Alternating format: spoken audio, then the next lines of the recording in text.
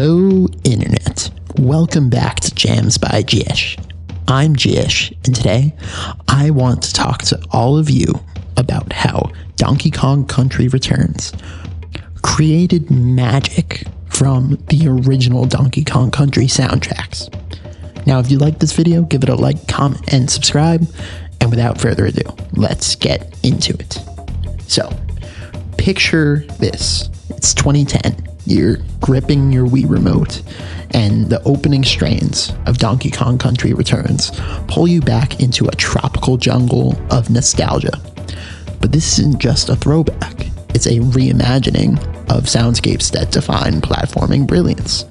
Today, we're exploring how this soundtrack by Kenji Yamamoto and the Retro Studios team turned an ape's banana heist into a symphonic masterclass and a love letter to the works of David Wise.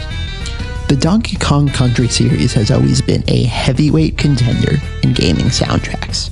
David Wise's work in the 90s was legendary, blending jazz, ambient, and tribal sounds perfectly.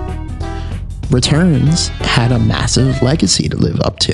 It had been almost 20 years since a Donkey Kong game, and Yamamoto knew the stakes.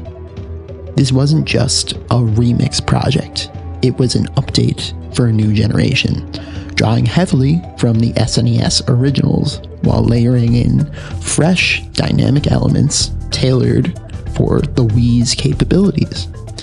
The score carefully balances nostalgia and innovation. Tracks like Jungle Hijinks bring back iconic melodies, but enrich them with fuller instrumentation and modern sound design. It's a game of familiarity wrapped in surprise, much like the gameplay itself. Then you have sounds like the bonus room, you have the level complete song, the world map theme, even the opening theme. It is a masterclass in innovating while not producing major alterations. The Wii's hardware might have lacked the processing power of its contemporaries, but the soundtrack made up for it with creativity. Yamamoto and his team used detailed layering to create immersive worlds. Each of the 9 game worlds, from the lush jungle to the eerie caves, comes alive through its music. For instance, the factory levels blend mechanical beats and electronic rhythms, making you feel the industrial chaos as you dodge conveyor belts. Interestingly, the soundtrack embraces silence and sparse arrangements in certain stages too, heightening tension or allowing sound effects to shine. This is especially true in the volcano levels, where ominous drumming builds suspense. The Return soundtrack solidified its place as a fan favorite, not just for its homage to the past, but for carving its own identity and its own aesthetic. Its dynamic audio tracks designed to change intensity with player actions set the stage for how modern platformers handle adaptive soundscapes. Plus, let's not forget the bonus stage music, a chaotic jazz fusion throwback that perfectly captures the frantic energy of those levels. My favorite parts were either Rocket Barrel levels or the minecart levels.